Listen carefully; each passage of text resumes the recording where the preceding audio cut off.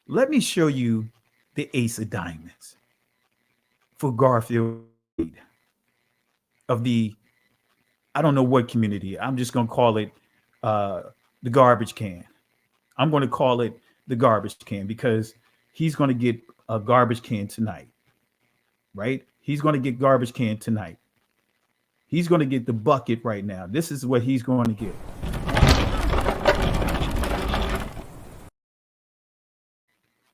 So let me show you this here, family. Let me show you, listen with intent. The blatant lies. Here we go.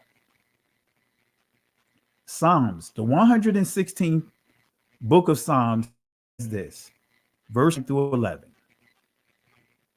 I will walk before Yahweh in the land of the living. I believed, therefore have I spoken. I was greatly afflicted. I said in my haste, all men are liars. All men are liars. See, this is King David running out of frustration, dealing with people, getting hit from every side. His own son betrayed him. His own son, one of his sons raped his own daughter. Then he got another son trying to take the throne from him, remove him from the throne. Right? He's getting betrayed from every angle. He's dealing with all kinds of hurt and betrayals. Now, don't get me wrong, David was not innocent. But notice he said here, I said in my haste, out of frustration because of being hit from so many different directions, I said in my haste, all men are liars. And I think all of us been there before. When you're dealing with situation after situation, people after people, and they get so frustrated, and you just say all of them are liars, and you cut them all off out of a way to protect yourself from more lies and hurt and frustrations. So here, all men are liars. All these guys are liars. And this is why I separated myself from these guys, from any type of crossing paths. This is why I decided that not to even mention their names inside anything, because of foolishness that these guys push. Now, let me show you this, right? Actually, I'm going to get into that one, right? This, actually, my slide is off here, right? Because I actually had a section here dealing with picking apart his craziness about what he said about Equiana. So I'm not going to deal with that, all right? But I'm going to deal with this right here, right? I'm going to deal with the source that you see Garfield made mention to. Travels, Francis Moore travels into the inland part of Africa. Now, I want y'all to pay attention to this. This is what Garfield read from. Now, I want you to look at so-called screen print.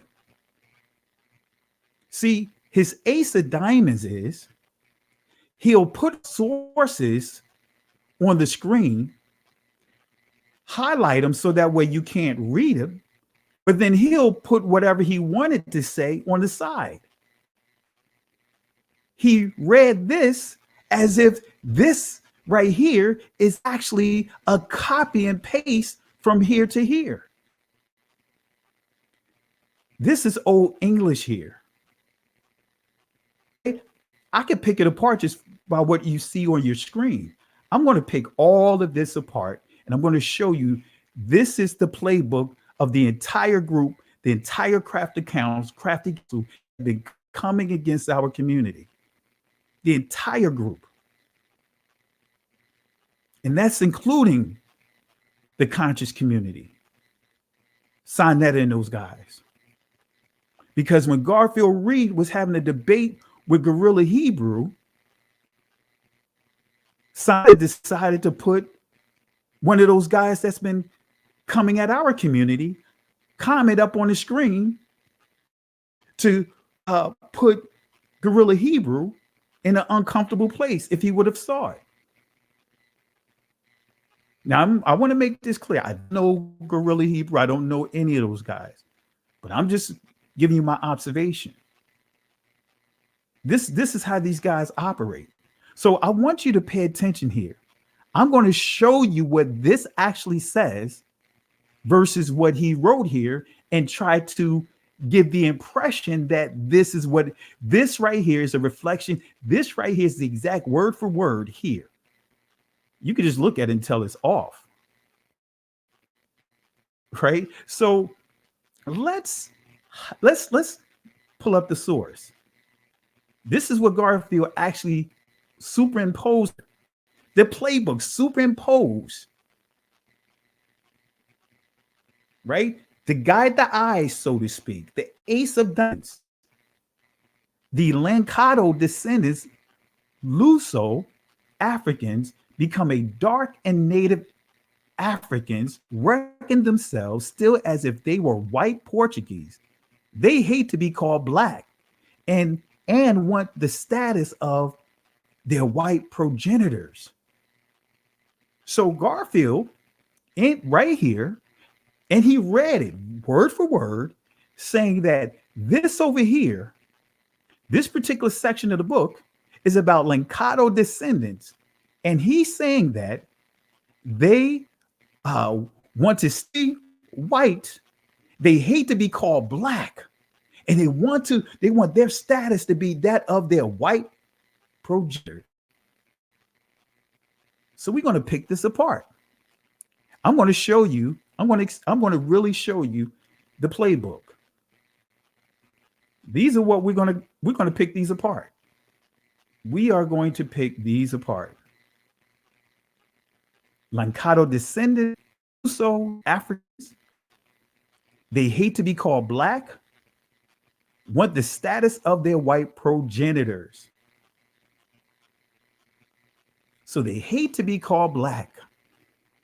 So is this an accurate word for word quote from the source? Let's actually go to the source.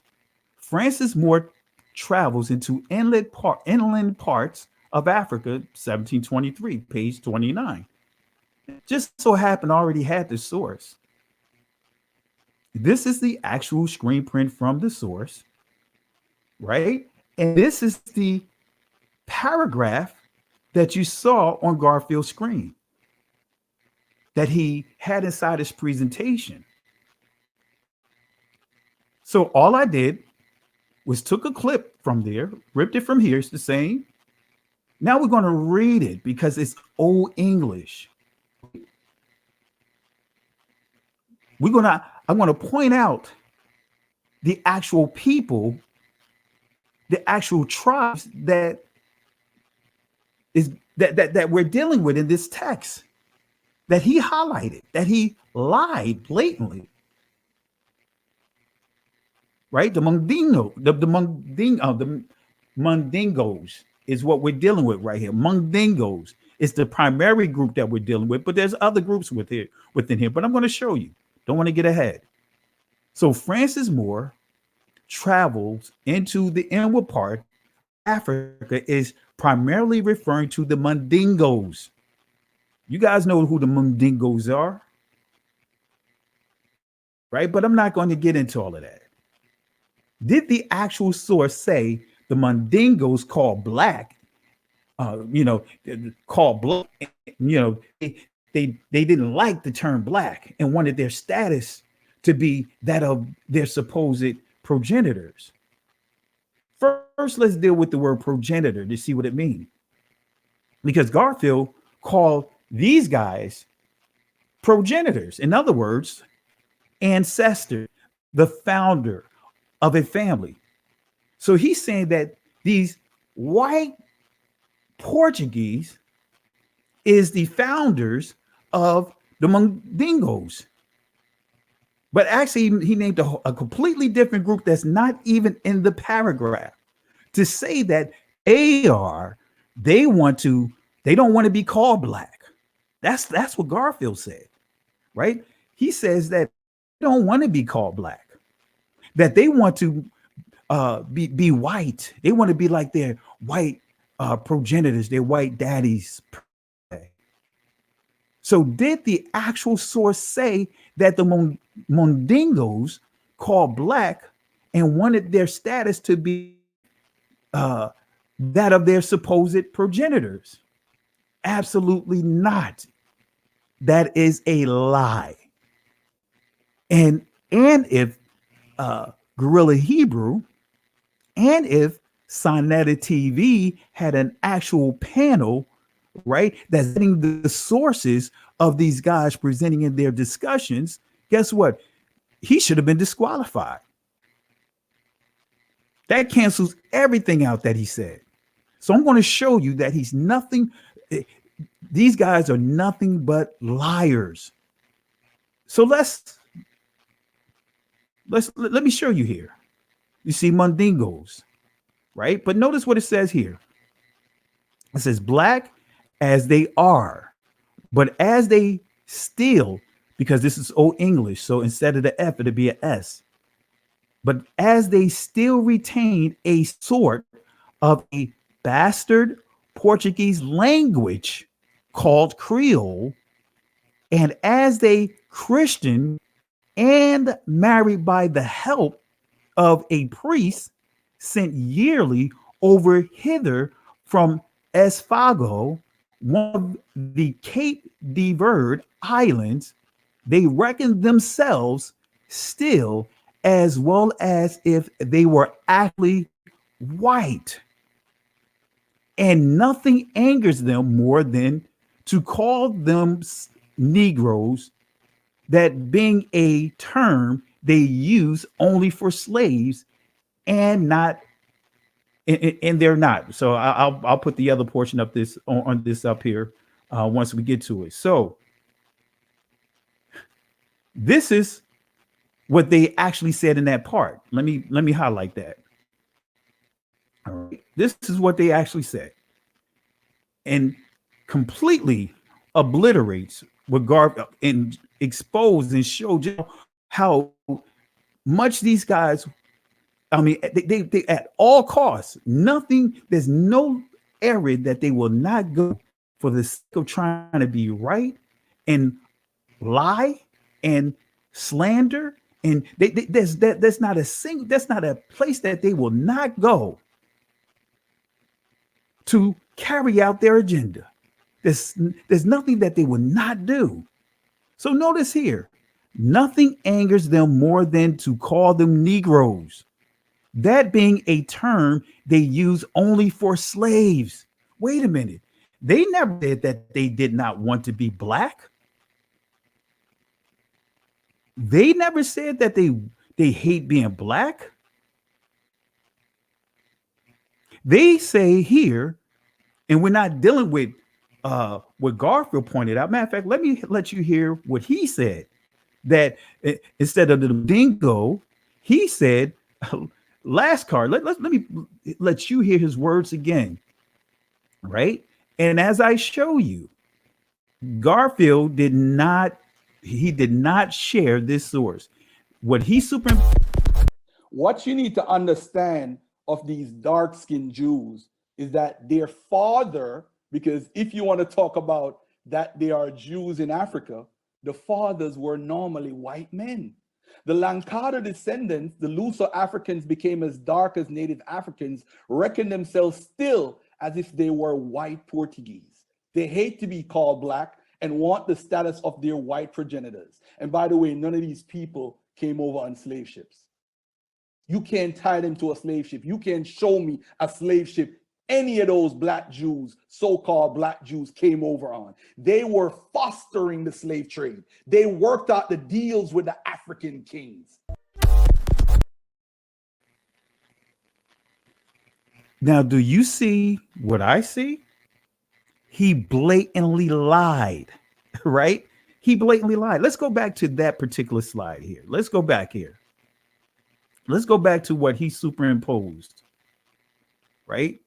Let's go back here. He says that we're dealing with the Lancado descendants of Uso, and said that in a nutshell, they hate to be called black. That's not anywhere in the text.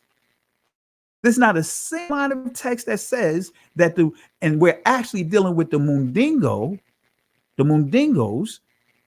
There's not a single line of text that says that they hate to be called black. What they don't want to be called is Negro. And I'm going to show you why, because they gave the actual explanation.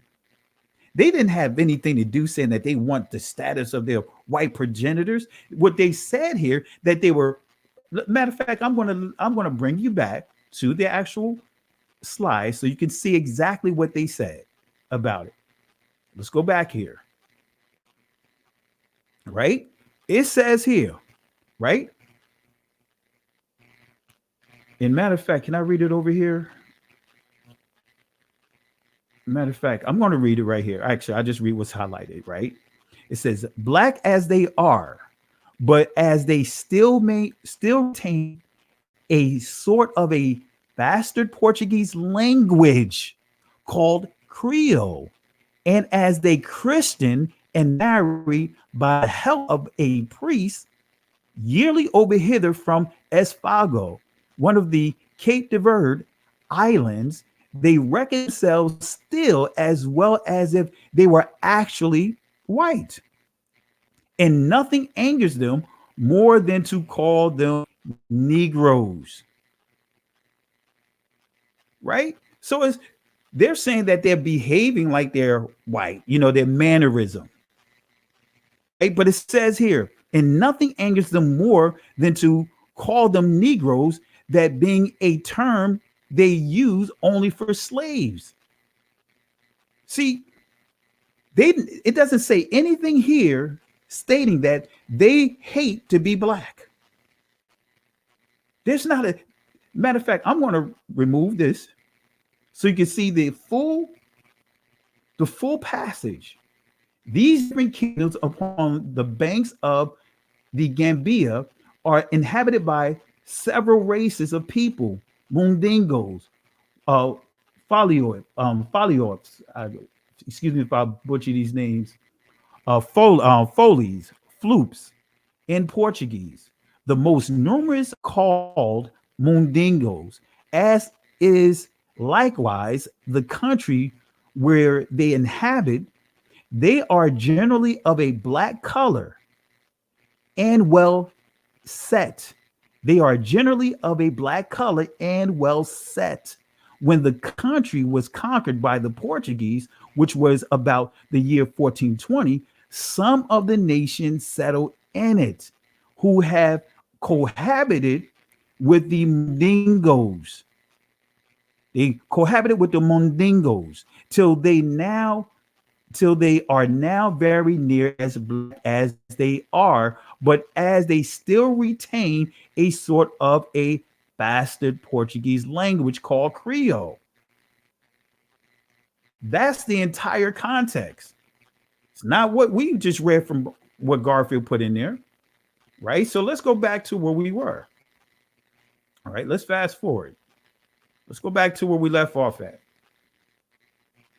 Now, notice what it says.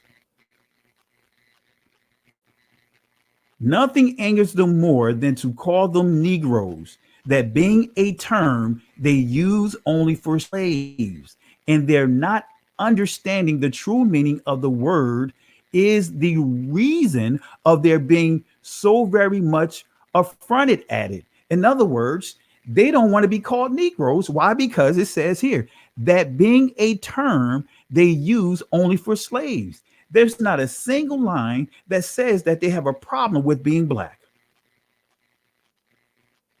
Y'all see this here? They never said they have a problem with being black. And matter of fact, we're not even dealing with the people that Garfield says, put in this bullet here. Let's go back here one more time. He wrote here that in this text is dealing with the Lancado. The Lancado. But notice what he does up here. He just so happened, let's go back. Let's take this out. Just so happened, look at what he does. he purposely highlights to you cannot tell exactly who they're talking about, who they're referring to. He just so happens to all of the key points you cannot read. And then he superimposed and put what he wanted it to say. The Lankado, there's no Lankado in this passage right here. The Lankado, loose Africans become as dark as native Africans. See the wording, see the lies here, reckon themselves still as if they were white Portuguese. Still as if they were white Portuguese. They hate to be called black and want the status of their white progenitors. They hate to be called black. See, what he wants to push is this narrative. And unfortunately, some of our brothers and sisters, we have to be real. Some of our brothers and sisters in this truth, guess what? Some of our brothers and sisters do show hate. Or it can sound like some of you guys are hating some of the other African communities or nations that's in Africa. Not all, but there are some that give the impression that they hate Africa.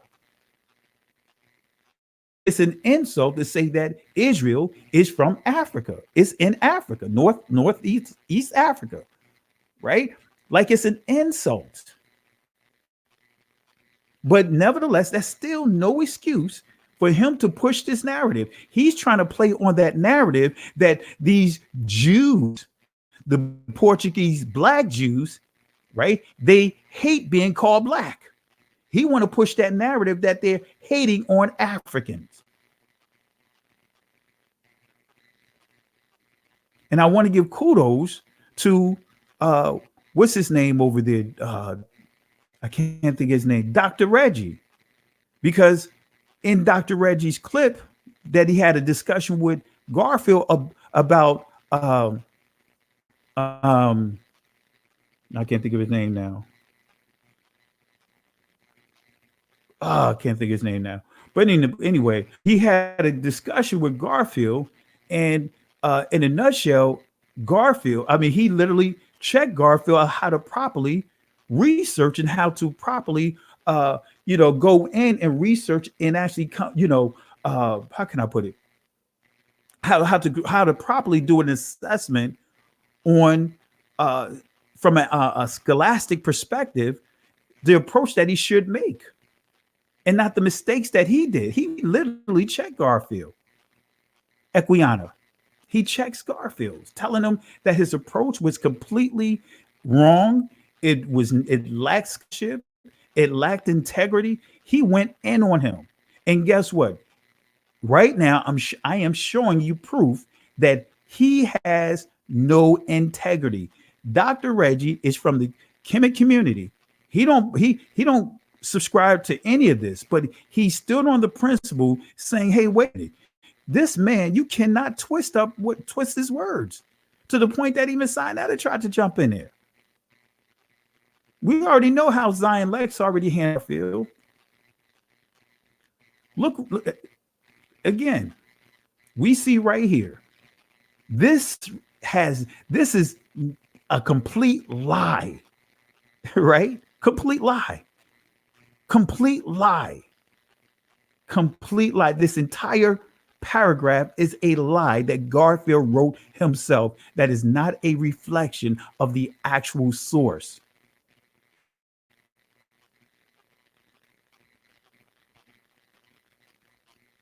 A complete lie, not a reflection of the actual source.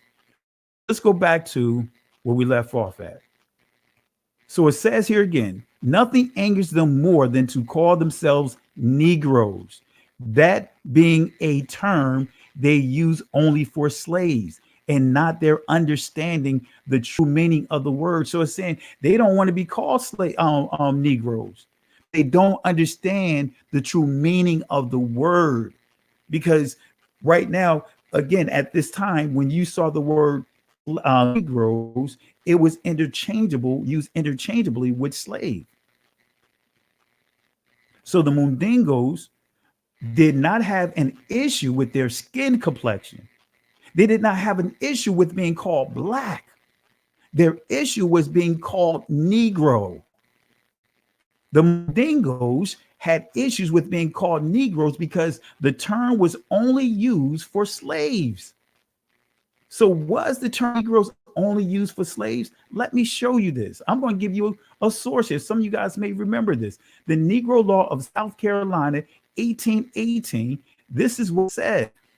Section 1, the Act of 1740, Section 1 declares all Negroes and Indians, in other words, and then it has in parentheses, right? It says free Indians in amity with this government. Negroes, mulattoes, mestizos, who now are free, accepted to be slaves, the offspring to follow the conditions of the mother. We're dealing with chattel slavery, perpetual, and that such slaves are chattel personal. Section 2, under this provision, it has been uniformly held that color is prima facie evidence that the party bearing the color of a Negro, mulatto, or mestizo, however you want to pronounce it, is a slave. But the same prima facie results does not follow from the Indian color. Section 4, this is what I want you guys to pay attention to. Section 4, the term Negro is confined to slave Africans. Whoa, wait a minute. What did we just read here? Let me pull out the garbage can on this right here. See, this is how you properly research, family. This is how you properly present your information. This is how you present your argument. See, I can understand if someone had a source that was a bad source, because sure that person still had integrity, but they just had a bad source. But when you have someone have a source and they completely manipulate that source to put a narrative, then you have a problem. Now you have a problem because now you lack integrity. You lack integrity. Anything to sell books, anything to push an agenda. So you see here, the term Negro is confined to slave Africans, the ancient Berbers, and their descendants. It does not embrace the free inhabitants of Africa, such as the Egyptians, Moors, or the Negro Asiatics, such as the Lascars. But here we see the term Negro is confined to slave Africans. Let me give garbage can here. Let me give the garbage can here. And then we're going to give a 3-piece. But let me give the garbage can followed by a 3-piece because this is ridiculous. This is ridiculous.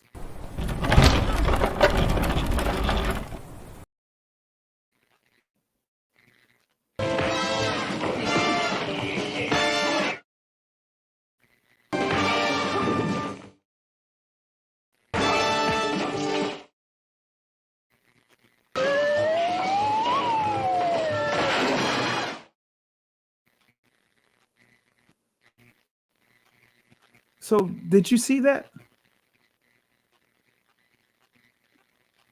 You guys see that, right? It's on your screen. Write these sources down. Vet the sources. If I presented anything out of context, let me know. Because as we see here, no one's holding him accountable from their community. Not reviewing his information. They are not vetting the sources. There should be someone vetting his sources on the spot, both parties. But he hasn't had a habit of what? Lying, blatantly lying. He just lied. LL Cool J old song, that's a lie. You a liar. This is the agenda. This is the tactics of that crafty council, to lie. So let me give you another source here. The Catholic Church, and you guys know I use this a lot, right? But for the sake of that word Negro, I'm going to show that it's used, this document, interchangeably with slaves. Connected with slaves, right? To show that Negro is what? Associated with slaves. the term Moors, the Moors, that's a whole nother discussion. If they really want to talk about selling people into slaves, selling out, the dark communities there, especially our community, it was the Moors that was taking the Portuguese to our communities, pointing out where our communities is and what time to go to those communities, raid these communities. It was the Moors doing these things, the Moors. And this is the issue that our people, that I have with our people. And actually, it's not my issue. This is the problem that we have with our people in terms of why we still dealing with a lot of the stuff we're dealing with. Because all the belief systems that have, that's part of this article right here, our people is still connected to. But notice all these people here, right? These different groups, Christendom, that's still the Catholic Church, the Christian Church, the Moors, right? Islam, right? We could go right down. These are the same people, the same spirits that's still coming after our community. So notice, Papal grants the King of Portugal king authority to enslave Saracens and non-Christian of West Africa to whom Christendom is at war. See, non-Christians of West Africa with whom Christendom is at war from 1452 to 1514. In 1442, a Portuguese captain brought to the Gold Coast some Moorish prisoners of war, exchanged them for 10 Negro slaves. So we see the distinction here. Moors, right? Prisoners of war. So there was a war going on here, right? And you see Saracens is telling you that these people, these Negroes here, they were not practicing Islam. They were not Muslims. They were not practicing Islam. Right? Goes on to say, oh, I took it out. I didn't put the whole thing in there. But notice again, it says Christendom is at war. I didn't put the rest of the other stuff I'll put in here, but it's all good. But you get the gist of it here, family. You see Saracens, and I'm going to show you Saracens simply means that they are not Arabs and they are not practicing Islam. We already know Moors in this text or who they are referring to, right? And then when we see here, Negro slaves, our people that was put on those slave ships. One of the I'm not even going to use those words. I'm just going to keep it where it needs to be. I don't want to sound like I'm calling people names and insults, but that is not a good argument to try to present. Oh, show me one person coming off the slave ship saying that they are Hebrews. That is ridiculous. Now I challenge anyone that comes up with that ridiculous argument. Challenge this guy right here. Challenge this guy that's in this interview right here. Challenge this guy. I'm so glad you're here because you can bring great clarity.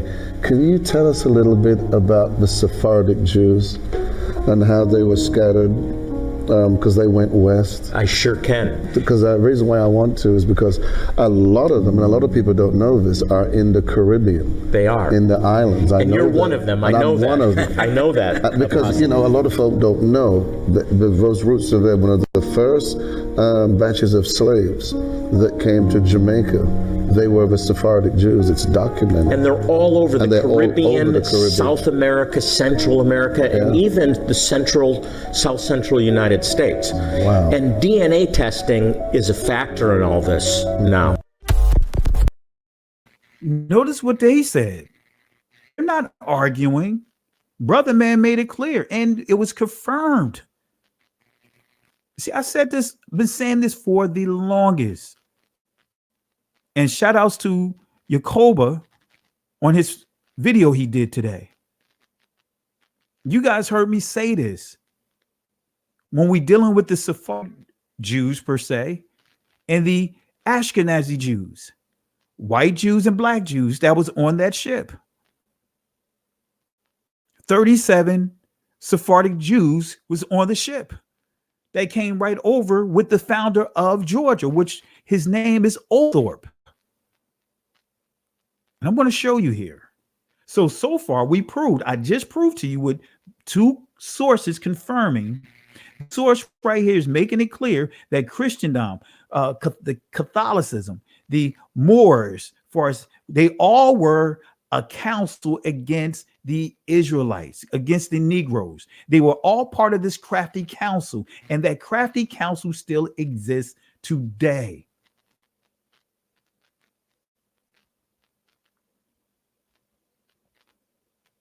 So the local Negro inhabitants were not Saracens. In other words, they were not Muslims. Let me show you.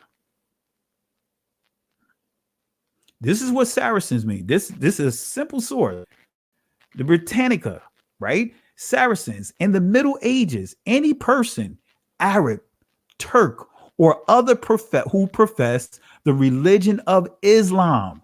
So this is saying that these Negroes did not profess, they were not practicing Islam.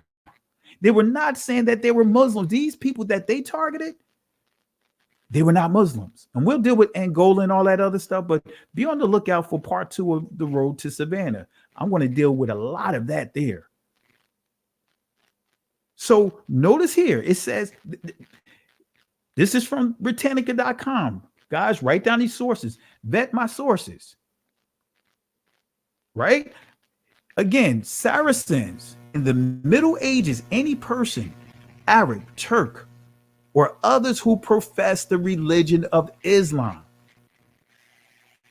That's who Saracens is, just confirming what I said. So it says that these Negroes were not Arabs, they were not Turks, and they were not professing, they were not practicing Islam. Now, are there cases that rare cases, so to speak? Absolutely. They were not targeting, and we'll deal with that. I'm going to deal with that in The Road up to Savannah part 2. That plan on dropping that really soon.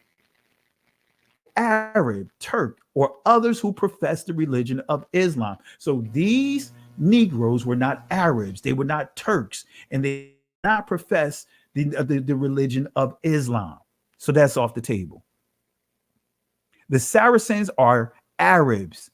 The Saracens are Turks, right? And practicing Islam. So let me take you to another source. You guys remember this source, right? And you want to see here, of course, in this source, they're using Black Gentiles, right? But this is still dealing with, we'll see Saracens here, right? But notice what it says. The treatment of Black Gentiles was addressed in 1452 and 1455 when Pope Nicholas issued a series of papal bulls that granted Portugal the right to enslave sub-Saharan Africans. Church leaders argued that slavery served as a natural deterrent in Christianizing influence to barbarous behavior among pagans. Using the logic, the Pope issued a mandate to the Portuguese King Alfonso and instructed him. See, this is why I say none of our people should be in these belief systems. Christianity has blood on their hand that the Most High is now going to collect. Christianity, Islam, including Judaism, including the Catholic Church, all have blood on their hands. This is why all of them are desperate right now. They are desperate because we are waking up and we're coming out of their systems. See, we learned, we realized that, you guys that are watching, that you don't need Christianity to have a relationship with the Messiah. You don't need Catholicism to have a relationship with the Messiah. You don't have to worry about being the tail because we're the head. We're not, guess what? We're the head now. We were always told that we were last, but the Most High putting us on the front seat. That entire Bible is your history, my history. That's what we were not taught as a community. That's why they're fighting so hard. The 83rd book of Psalms, they let out what is called a tumult. In Hebrew is Hamah, which means a war cry. These guys let out a war cry. So now they are partnering up with each other for the sole purpose of attacking our community. Oh, they mad when they see entertainers waking up. That's why I'm sharing with you guys these entertainers who are waking up. Are they where they need to be? Not at all. You know, it takes a process, but I want you to hear that entertainers are waking up. It's not just a small group of people. People are waking up around this world. This been prophesied. The scriptures tell us that this will happen. So none of us should be part of any of these systems. All right. So Pope Nicholas issued a mandate to Portuguese King Alfonso V and instructed him, right? And this is the instructions he gave him, right? To make sure that our people were in perpetual slavery. So it says to invade, search out, capture, vanquish, and subdue all Saracens and pagan whatsoever, and to reduce the persons to perpetual slavery, and to apply and appropriate to himself and his successors the kingdoms, dukedoms. You get the gist of it. All right. Let me give you another key source here. The founder of the state of Georgia, right? This is coming from the Georgian Encyclopedia.org. James Oglethorpe, a visionary, social reformer, a military leader. James Oglethorpe received of and implemented his plan to establish the colony of Georgia. It was through his initiatives in England in 1732 that the British government authorized the establishment of its first new colony in North America in more than 5 decades. Later that year, he held the expedition of colonists that landed in Savannah in 1733. Oglethorpe spent most of the next decade in Georgia, where he directed the economic and political development of the new colony, defended it militarily, and continued to generate support and recruit settlers in England and other parts of Europe.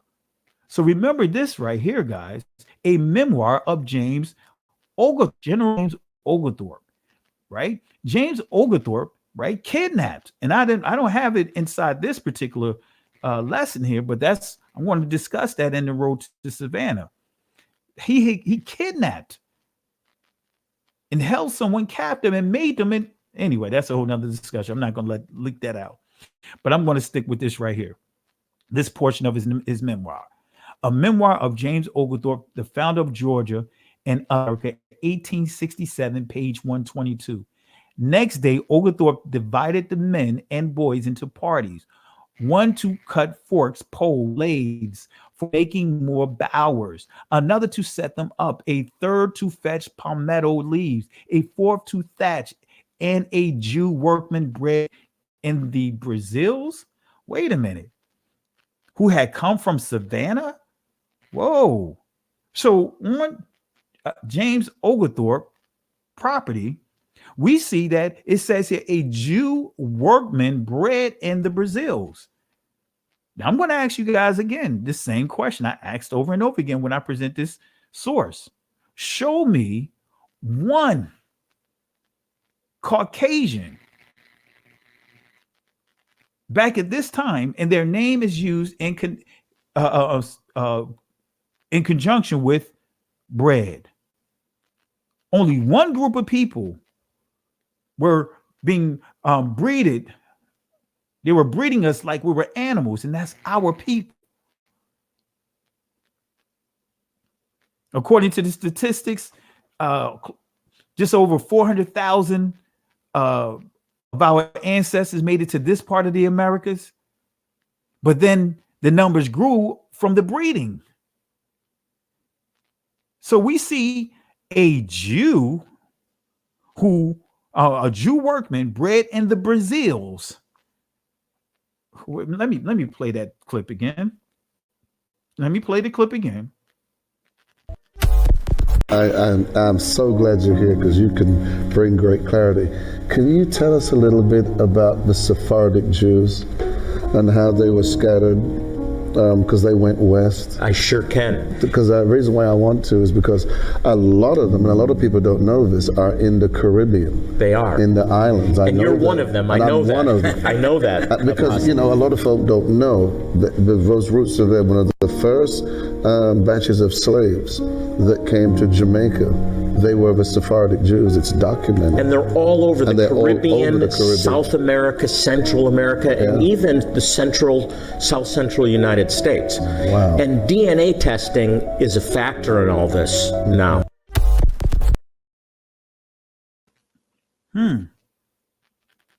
So they're not going to say anything about that.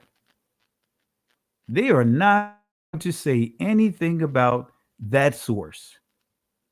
They're not going to say anything about that source. They are going to leave that source alone.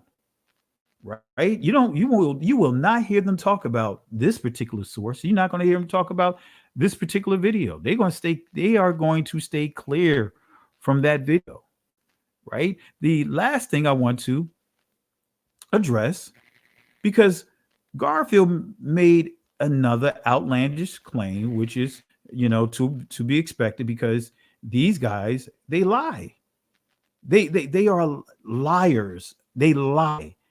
It's a difference if you say someone do something in error. We all are guilty of saying or doing something in error. Whereas though you didn't intend for things to come out the way it came out, or you may have come across a poor source and you decided to, and you didn't know it was brought to your attention. That's something different, right? But when you see these guys, they are blatant, they are liars, as the scripture that I highlighted, the 116th book of Psalms, all men are liars. All men are liars. Let me share this last source. Jews and Judaism in the United States, a documentary history, Rabbi Mark Lee Raphael, 1983. You guys remember this, right? Jews also took an active part in the Dutch colonial slave trade.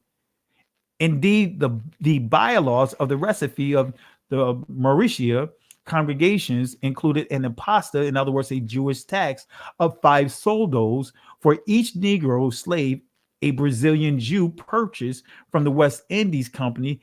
Slave auctions were postponed if they fell on a Jewish holiday. So what Jews are here?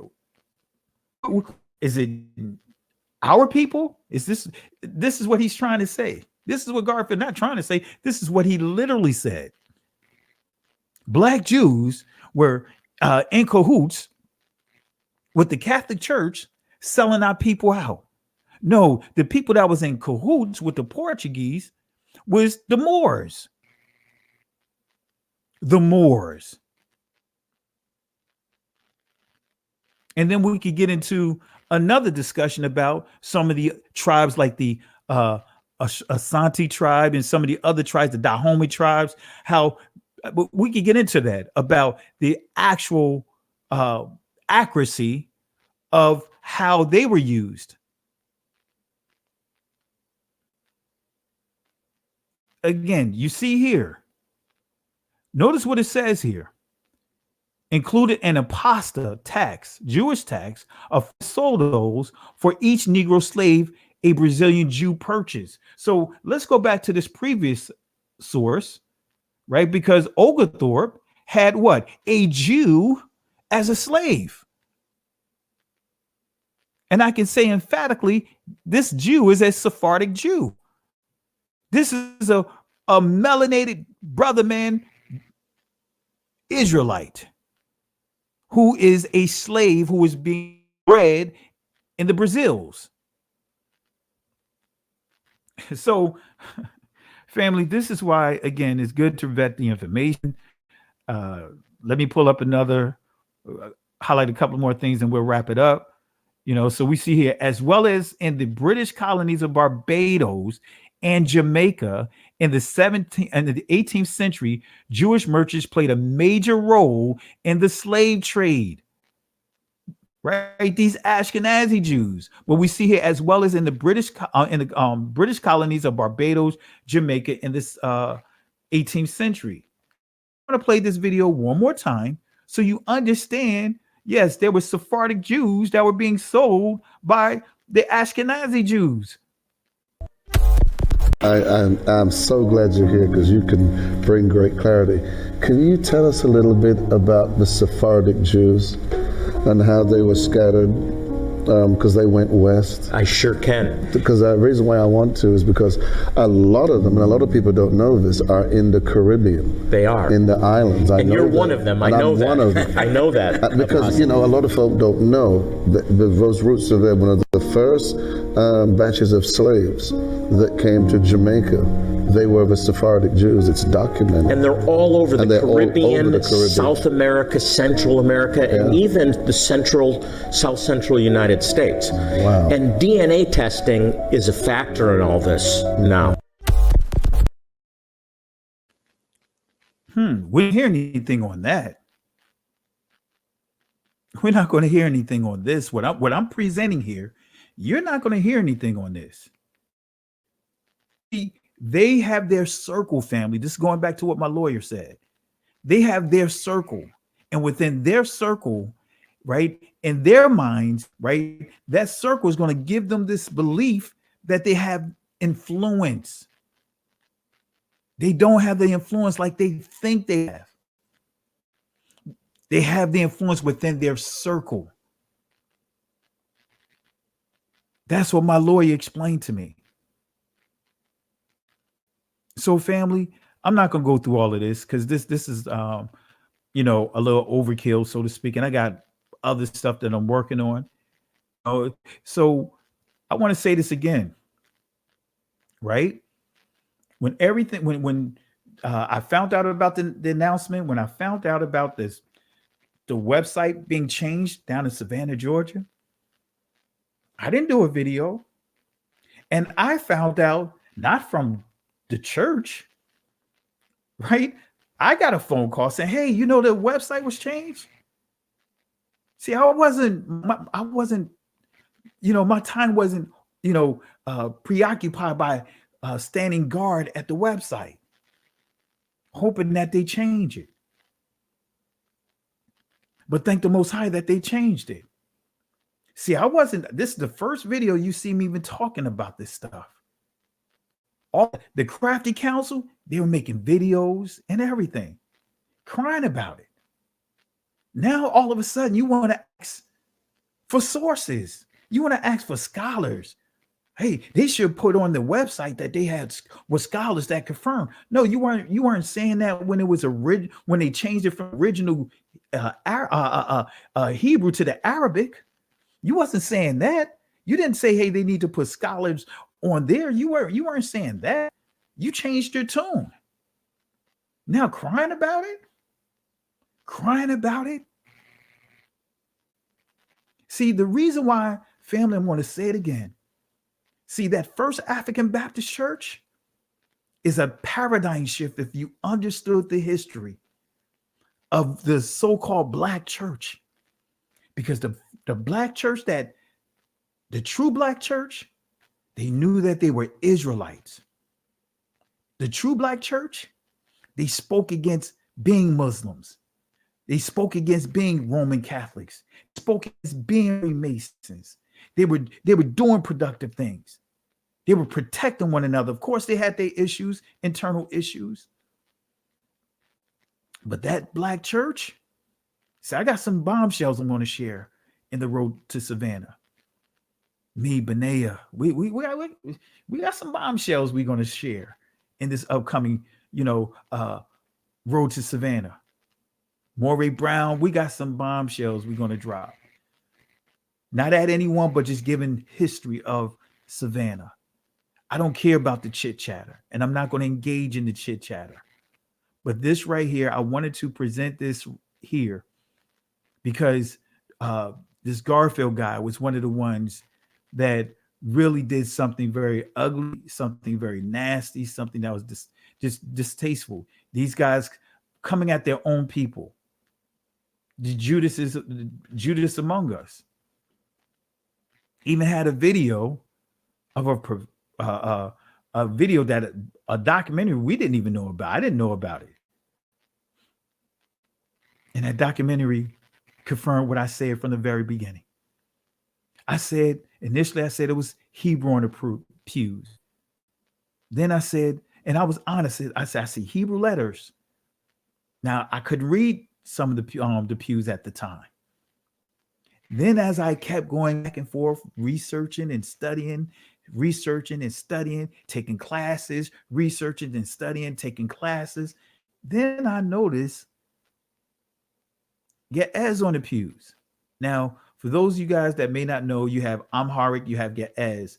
Ge'ez is supposed to be a lost language in terms of the spoken because of, when you look at the 4th century, they began to insert vowels and additional vowels and things like that. So Ge'ez is kind of like the ancient language of, and you have Amharic is what you see of today. But still, I see those letters and from Hebraic perspective, those signs, proof, evidence, because each letter, right, in the Hebrew language, as well as all languages, each letter is supposed to be a sign. It's supposed to be proof. It's supposed to be evidence. It represents a story. It represents a narrative. So each individual letter, right, I pointed out that there was not only Hebrew on the pews, but there was Ge'ez on the pews. And I actually walked the directors in them to those pews, pointed out, doing field study, doing my own field study, going out 2 and 3 times in a year to Savannah, driving up and down these roads.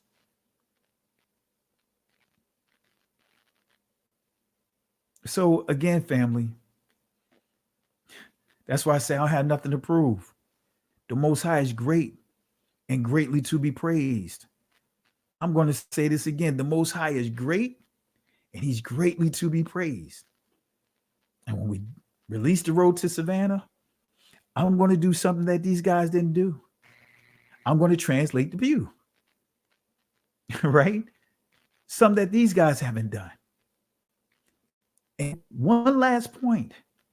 Notice how they never showed my work on the pew. They always show a video of me saying, oh, I can't read what's on the pews. I can recognize letters, that old video. But how come they don't play the new video? The latest videos, the work that I did a year ago that I released. How come they never played that on any of their platforms? They get to the point and then they stop. They cut that out. If this is supposed to be honest, the same thing, the playbook that Garfield does, like how I just proved that he blatantly removed stuff and changed stuff, that is the same thing, that's the same tactics that these guys operate in. Because I truly believe that if the people actually saw my work that I did on these pews, my invested time, they would say, you know what, Pastor Kelly gave a strong argument. Professor Bunis got bullied, but you know what? Pastor Kelly still used his work and actually did something that no one else has been able to do. Actually, I take that back. It's one other person, but that's a whole nother discussion. Actually was able to translate one of the pews, outside of Benea as well. But there's somebody else that actually did it. A Jewish guy, actually. Right? But anyway, I didn't know it. Right? But again, that's why I want to say this to you, family. We have to guard, stay away from these itching ear doctrines. Right? The Most High would, if we were back in the biblical times, we would not be engaging in the stuff that we're doing. Just because, and like that old saying, all skin folks are not kin folks. And you can tell by the spirit that they operate in. Look, I'm not getting down with the Moors. I'm not getting down with Christianity. Even though I know more the proper context of it. I know we deal with the skin complexion and all that. Excuse me. But in the context that is being used, the more science, the Moors and all that other stuff, no, I'm not getting down with that. Because guess what? If we look at it, truth be told, they sold our people out. The Moors. The Moors. They were some of the biggest sellouts of our community. That's a fact. So don't trust them. They still want to operate in that spirit, right? Remember, right? The Moors come from Moab. They're the descendants of the Moabites. The Moors are descendants of the Moabites. And guess what? The Moabites and the Ammonites, right? They are descendants of Lot and his daughters, right? They are part of the crafty council of the 83rd book of Psalms, the Moors, right? The Moabites and the Ammonites is part of that crafty council. So don't be surprised if you see these groups coming together: Christianity, Catholicism, Judaism, Islam, right? The Moors still doing the same thing. Why? Because guess what? That's part of what? Their nature. They're part of the crafty council. To do what? To try to erase our reputation. Right? I saw a great question here. Real quick, I'm going to answer this here. Tia, yeah, the Moors, right? They were Hebrews, right? When we look at it in its proper context, right? Because there's a difference of being Hebrew and being Hebrew and an Israelite. Esau, his descendants are Hebrews. Guess what? Anyone that came through the loins of Eber, right, who is the father of what? All the Hebrews. Anyone that came through the loins of Eber would be what? A Hebrew, right? Just like, you know, Carr is my the primary name of my family, right? But guess what? I'm under the Carr, right? Even though my last name is Richardson, but I'm still a Carr, right? But now where Richardson comes into play, right? It's taking on the name once my mom's, she was married. You know what I mean? So I'm taking on that last name, but I'm still part of the Carr family. But now, taking a step further, now I'm branching off into the Richardsons. So you had the Hebrews. When we get to Abraham, now there's a branch, right? A branch out through Abraham. Now we see what? All his descendants will be what? Hebrews. Lot was his nephew. So Lot being his nephew, Lot was a Hebrew too. And they had descendants, right? And their descendants would be Hebrews as well. They would be considered the Israelites' crazy cousins, if you want to just take that approach. So all of them would be, every descendant under Eber would be what? Hebrews, right? But then once you get to, for example, Ishmael, this is where you get the Ishmaelites, right? They're Hebrew Ishmaelites. There's Hebrew Edomites. And then there's Hebrew Israelites, right? You have Hebrew Midianites. You know, we could go right down the list, right? The key is you had the promised seed, which is Isaac. And through the promised seed of Isaac, right, you had what? Esau and Jacob. And the promise was given to Jacob by way of his father. He spoke the blessing over Jacob. And so the promise went down from from Isaac to Jacob. All right. So nevertheless, but going back to those Moabites, guess what? The Moabites, right?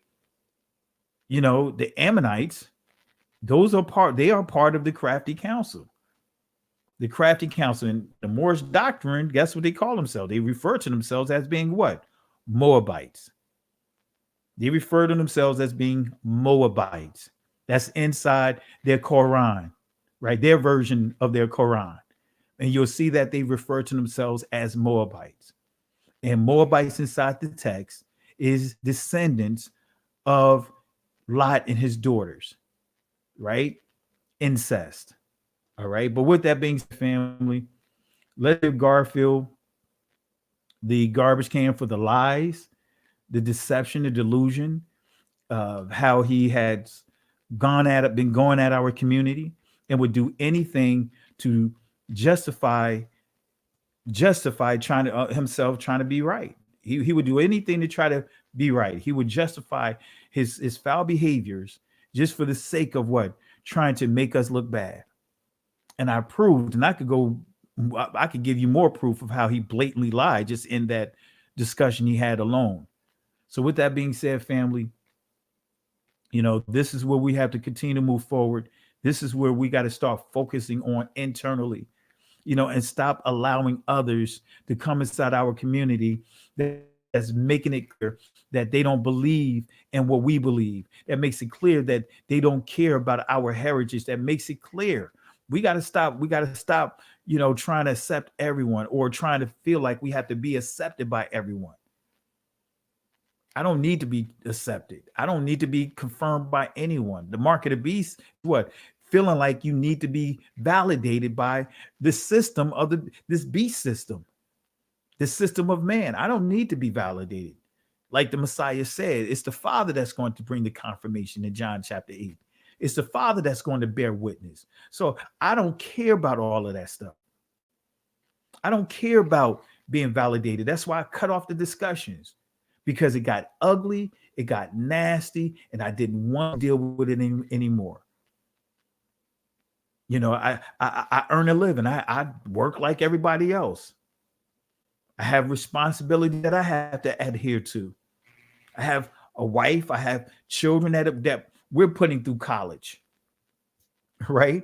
You know what I mean? Have a ministry, an actual ministry, not just on the internet. Have an actual physical location that we come together, dealing with life issues, real life issues. We have an early morning prayer call. We have all those things. And for some of you guys that want to be part of the prayer call, shoot me an email and I will get that to you, because I'm not going to post it here live because of just how crazy the Crafty Council is. I'm not going to post it here. I'll put it inside. It's the email and I'll shoot it to you. But family, this is where we got to stay focused. We have to stop majoring in the minor. We have to start focusing on our community and not trying to focus on all these communities out here. All right. So family, from me to you, I implore you by saying, hey, stop giving these channels power. Stop going to them. Stop going to them. That is the hustle. That is the hustle. Stop going to these channels, because that's what they want you to do. To go to these channels, they get the views, and that boosts their numbers up. So again, appreciate your family. We're going to do this. This is not going to be the last time I talk about the pews, right? And I'm not going to go back and forth with that Crafty Council, but I did want to call Garfield out, because Garfield, you just been doing you just been doing some stuff that's just been very, very shady, and you misrepresented Tudor Parfit, right? You misrepresented Equian. I could go right down the list with that. You've just been lying about a lot of stuff. So that's why I want to just actually, start with you and show just how much, just the depth of how far reaching your lies are. And I just proved, just with one, I could go right line by line and show others within that video that you lied you were lying just about everything that came out of your mouth, lie after lie after lie. So family, with that being said, I am going to go ahead and get ready to take it down. So we're going to throw Garfield inside this garbage can. We're going to give him the can.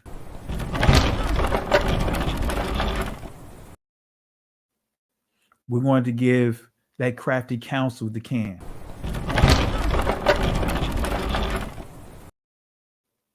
We're going to give Roman Catholicism the can.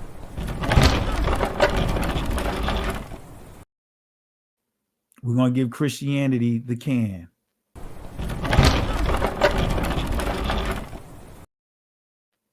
We're going to give that Moorish doctrine that we're going to give the Moabites the can.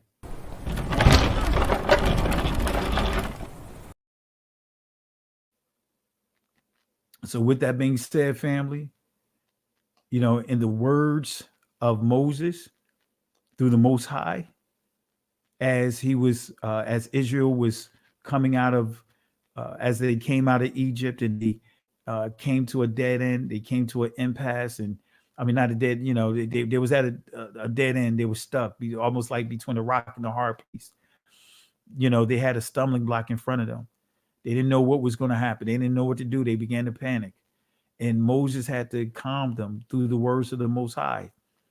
And he said to them, "Fear ye not, stand still, and see the salvation of Yahweh. These Egyptians that you see here today, you will never have to deal with them ever again. These Egyptians, this crafty council, would not have power over you ever again. These strongholds that they're trying to put out there would not have power over you again. Tarnishing your reputation won't have power over you again, or trying to tarnish your reputation. Family members that's trying to undermine you for knowing who you are, for you honoring the feast days. Guess what? Never have to deal with those problems again. The Most High will fight for you. But Israel, we have to learn how to do one key thing. Most High will fight for us, but we have to hold our peace. Can't go back, can't stay here. Keep moving forward. Shalom.